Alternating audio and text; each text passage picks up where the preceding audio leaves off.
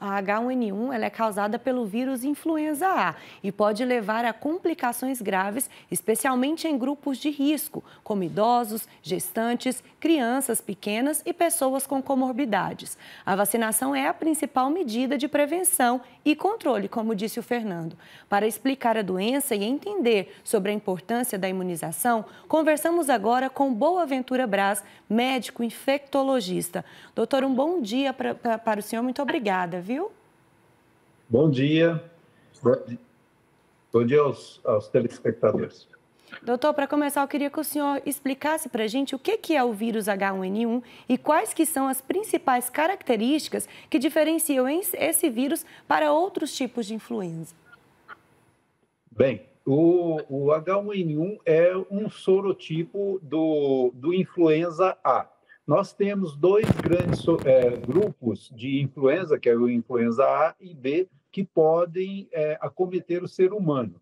E, individualmente, tem pessoas mais suscetíveis a esse vírus, que vão agravar mais na doença, né?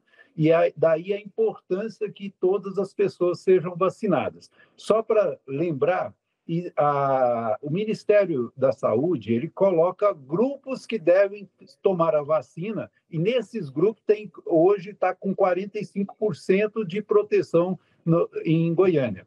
Ele não coloca dentro dessa faixa etária de 5 anos até os 20, que é a maioria dessas crianças que está em escola, está exatamente nessa faixa, como grupo prioritário de vacinação. Portanto, é importantíssimo que o diretor da escola tenha essa preocupação e pense em fazer anualmente uma campanha, de preferência no início do ano, março, abril, para que todas as crianças estejam vacinadas e, obviamente, se tiver um volume de crianças bem vacinadas, a probabilidade de ocorrer surtos dessa doença, do influenza, dentro de uma escola diminui muito.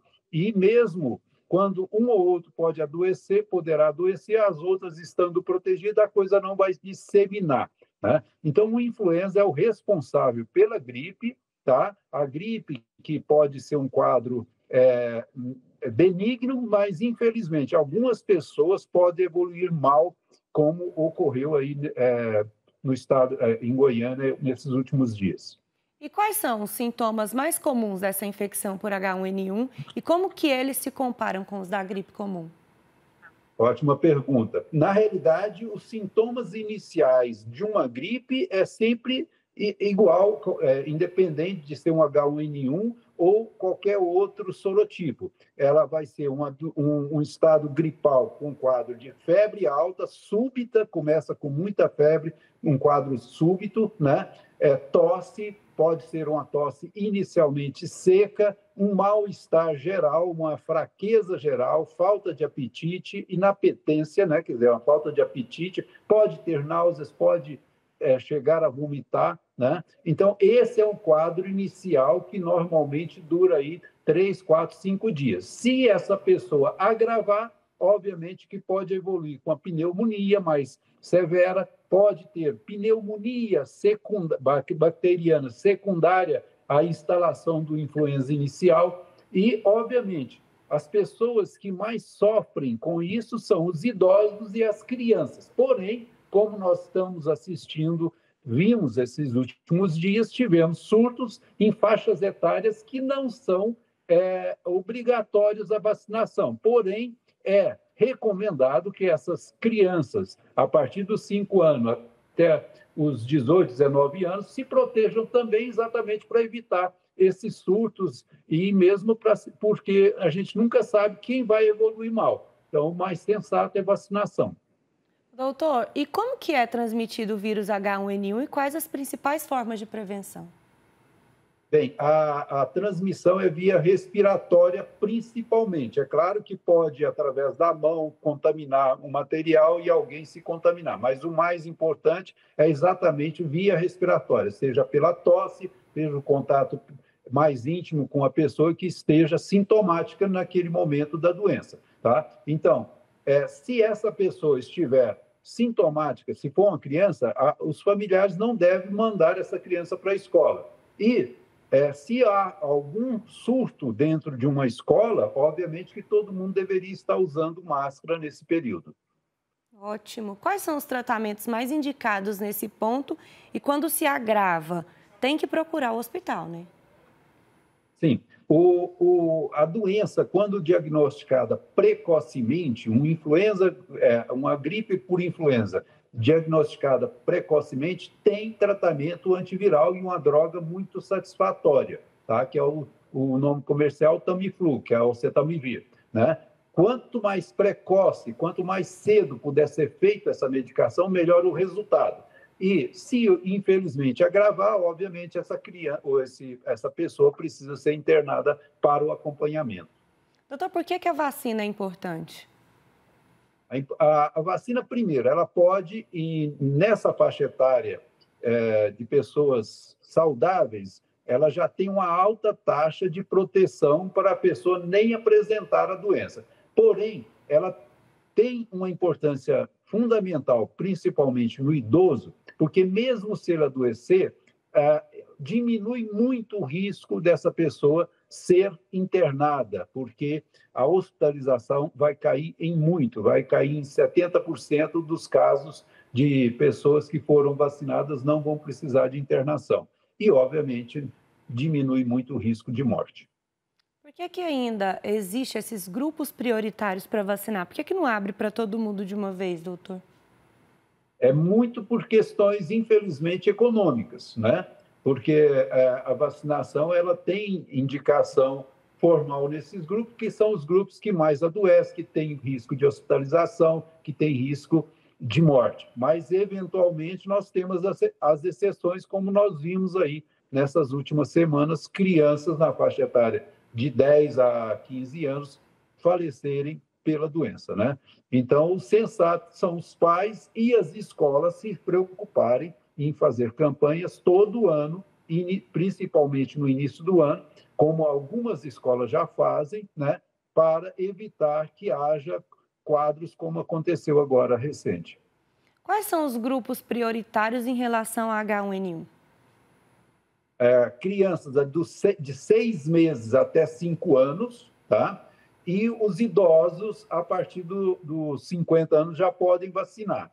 Agora, pessoas que pertencem a grupos de risco, como a gestante, independe da idade, pessoas que são portadoras de outras doenças, como diabetes, problemas renais, essas pessoas que têm algum comprometimento da imunidade, essas pessoas devem vacinar anualmente pelo próprio governo, e o governo distribui essa vacina para esses grupos, disponibiliza. Agora, as outras pessoas também devem se proteger, porque a gente nunca sabe quem vai evoluir mal. Doutor, a gente ainda falando sobre vacinação, quais são as vacinas mais importantes para as pessoas vacinarem? A gente falou que é da gripe, mas tem outras? Sim, claro. Nós tivemos agora recente, não foi tão divulgado quanto essa morte por H1N1, surtos de coqueluche em escolas também, né? Em pessoas da faixa etária dos 10 aos 18 anos. A coqueluche pode ser protegida através da difteria, tétano e coqueluche acelular nessa faixa etária. Essa vacina não é disponível para crianças nessa faixa etária na rede pública. Então, a pessoa tem que se proteger por conta própria, né? Essa é uma vacina importante. Sarampo, cachumba e rubéola, nessa mesma faixa etária do adolescente, também hoje tem sido colocado como prioridade de vacinação, principalmente pelo sarampo e cachumba, que é muito comum nessa faixa etária, tá certo? Ótimo, doutor. Essas vacinas aí, elas que fazem, né, com que acabe com as doenças. A gente já teve exemplos aí, e infelizmente por conta, né, das pessoas não se vacinarem, pode voltar as doenças e agravar ainda mais, né? É o caso especialmente da coqueluche, que nós estamos assistindo um recrudescimento da doença, infelizmente, né? Porque nós temos uma baixa cobertura de vacina. Obviamente, quanto mais baixa a cobertura, mais se dissemina os germes na população e acomete pessoas que podem, infelizmente, evoluir mal. No dia a dia aí do senhor no consultório, o senhor percebe o porquê que as pessoas estão deixando de vacinar? Tem um motivo específico? Olha, na realidade, são vários os motivos. O primeiro deles é porque tem muita gente que nunca viu um paciente com sarampo, nunca viu falar de morte por sarampo, nunca viu falar de coqueluche matando pessoas, que era uma realidade há 40 anos, 30 anos atrás.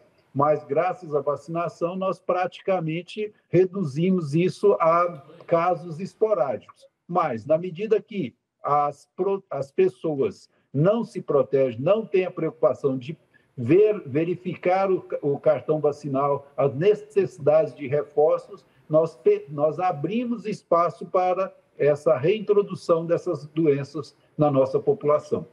O senhor acha que... Esse, para mim, é o motivo mais importante, porém, infelizmente, nós temos grupos que ganhou força aí na época da Covid, né, negando vacinas, e isso é muito ruim, né? E, infelizmente, com o aval de pessoas que geriam o país naquele momento, né? E, então, as consequências nós estamos colhendo.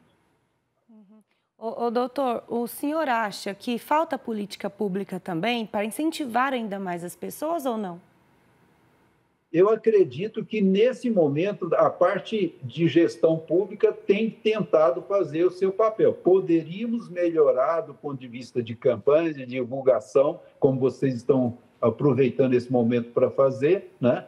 Mas eu acho que está faltando a parte da própria população, das pessoas perceberem que não podem deixar seus filhos, seus idosos, desprotegidos contra as doenças que são imunopreveníveis, né? Que são doenças que a vacina consegue ter um nível de proteção muito alto e eficaz. Doutor, muita gente também tem o costume de cuidar em casa. Tá passando mal, toma um remedinho em casa. Ai, não vou no hospital, não. Até que ponto isso pode e até que ponto agrava a doença? Olha, isso é muito temerário, né? Porque se a gente pensar que, por exemplo, um H1N1, se você tratar, usar a medicação certa nas primeiras 36 horas, você tem uma grande probabilidade de interromper a doença nas próximas 24, 48 horas. E, no entanto, se você não procura um serviço de saúde, não faz aquele diagnóstico que hoje é possível ser feito com testes rápidos, painéis virais, tem possibilidade de a gente fazer com menos de 6 horas, ou no máximo 12 horas, e, obviamente, a evolução da pessoa vai ser muito diferente e sem riscos maiores para a saúde daquela pessoa, né? Perfeito, doutor. Muito obrigada pela participação do senhor. Eu que agradeço a oportunidade de esclarecimento.